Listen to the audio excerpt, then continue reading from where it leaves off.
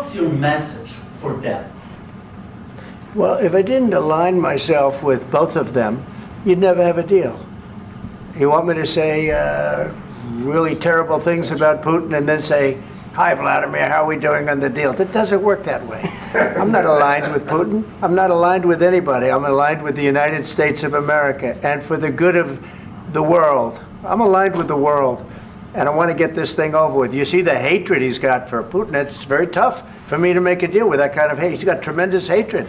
And I understand that, but I can tell you the other side isn't exactly in love with, him either. So it's not a question of alignment. I'm aligned with the world.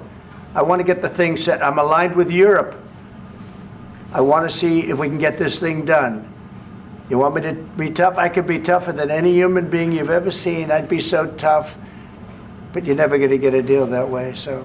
If you're, old like me and you want to sell your home near Hudson County, New Jersey, or anywhere on this map. That's the way it goes. All right, one more question. Hey, I want to respond to this. So look, for 4 years in the United States of America, we had a president who stood up at press conferences and talked tough about Vladimir Putin, and then Putin invaded Ukraine and destroyed a significant chunk of the country. The path to peace and the path to prosperity is maybe engaging in diplomacy. We tried the pathway of Joe Biden of thumping our chest and pretending that the President of the United States' words mattered more than the President of the United States' actions. What makes America a good country is America engaging in diplomacy. That's what President Trump is doing. Can I ask you? Sure. Yeah? Yeah. Okay. So he occupied our parts, big parts of Ukraine, part of East and Crimea. So he occupied it on 2014.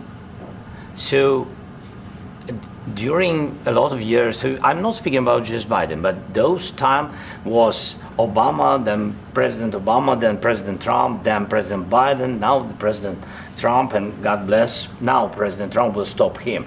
But during 2014, nobody stopped him. He just occupied and took. He killed people. You know what the contact 2015. 2014. 2014 and 2014. 2014. Yeah. So I was not here. Yeah, but that's exactly right. Yes, but during 2014 till 2022, the situation the same. The people have been dying on the contact line. Nobody stopped him. You know that we had conversations with him, a lot of conversation, my bilateral conversation, and we signed with him, me, like a new president. In 2019, I signed with him the deal. I signed with him, Macron and Merkel, we signed ceasefire. Ceasefire. All of them told me that he will never go. We signed him with gas contract. Yes, but after that, he broken this ceasefire. He killed our people and he didn't exchange prisoners. We signed the exchange of prisoners, but he didn't do it. What kind of diplomacy, JD, you are speaking about? What do you mean? I'm talking about the kind of diplomacy that's going to end the destruction of your country. Yes, but if you Mr. President, with respect, I think it's disrespectful for you to come into the Oval Office and try to litigate this in front of the American media. Right now, you guys are going around and forcing conscripts to the front lines because you have manpower problems. You should be thanking the president for trying to bring an end to this conflict. Have you ever been to Ukraine that you say what problems we have? I have been to. Count one. I've actually watched and seen the stories, and I know what happens is you bring them on a propaganda tour, Mr. President. Do you disagree that you've had problems bringing people into your military? And do you think that it's respectful to come to the Oval Office of the United States of America and attack the administration that is trying to prevent the destruction of your country? A lot of questions. Let's start from the beginning. Sure. First of all, during the war, everybody has problems, even you, but you have nice ocean and don't feel now, but you will feel it in the future. God bless. You don't know that. God bless. God bless. You will not have a war. Don't tell us what we're going to feel. We're trying to solve a problem. Don't tell us what we're going to feel. I'm not telling you. Because you're in no position to dictate that. That's Remember exactly this. You're in no position to dictate what we're going to feel. We're going to feel very good. You will feel influence. We're going to feel very good and very strong. You will feel influence. You're right now not in a very good position. You've allowed yourself to be in a very bad position, and he happens to be right about it. From the very beginning of the war. You're not in a good position. You don't have the cards right now. With us, you start having cards. But right now, you don't. You're playing cards. Mr. President. You're playing cards. Serious. You're gambling with the lives of millions of people. You're gambling with World War III. You're gambling with World War III.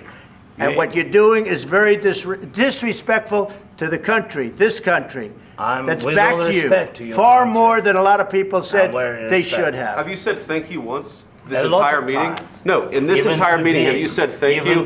You went to Pennsylvania and campaigned for the opposition in October. Offer some words of appreciation for the United States of America and the president who's trying to save your country.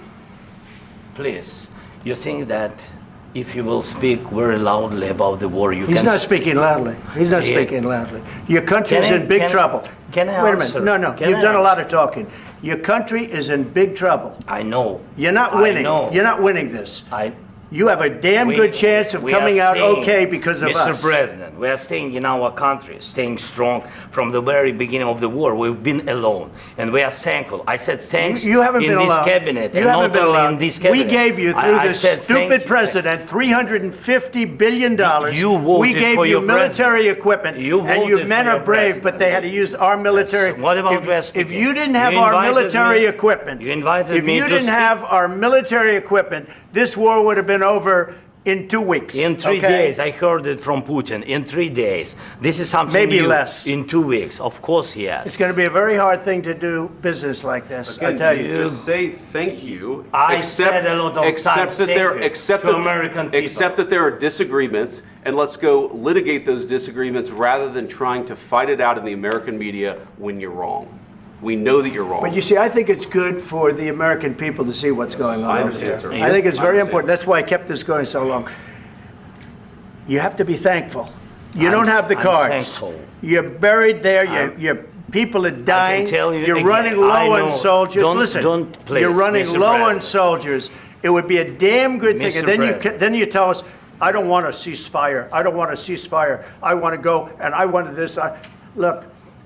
If you could get a ceasefire right now, I tell you, you take it so the bullets stop flying and your men stop getting killed. Of course, we want to stop the war. But you're saying you don't want a ceasefire. But I said to you, I want a ceasefire. With guarantees. Because you'll get a ceasefire faster than an agreement. Ask our people about ceasefire, what they think. That wasn't with me. For you that wasn't with me. That was with a guy named Biden, who was not a smart person. That was with Obama. It was your president. Excuse me. That was with Obama, who gave you sheets, and I gave you javelins. Yes. I gave you the javelins to take out all those tanks. Obama gave you sheets. In fact, the statement is Obama gave sheets and Trump gave javelins. You got to be more thankful, because let me tell you, you don't have the cards. With us, you have the cards. But without us, you don't have any cards. One more question to Mr. Vice President. I'm sorry, here. It's going to be a tough deal to make, because the attitudes have to change. What if Russia breaks ceasefire? What if Russia breaks...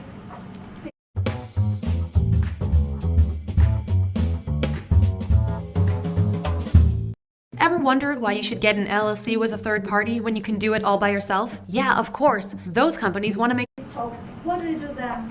I understand that it's a heated conversation right now. What are you saying? She's asking, what if Russia breaks the ceasefire? What if anything? What if a bomb drops on your head right now? Okay? What if they broke it? I don't know. They broke it with Biden, because Biden, they didn't respect him. They didn't respect Obama. They respect me. Let me tell you, Putin went through a hell of a lot with me. He went through a phony witch hunt where they used him and Russia. Russia. You ever hear of that deal? That was a phony Hunter Biden, Joe Biden scam. Hillary Clinton, Shifty Adam Schiff. It was a Democrat scam.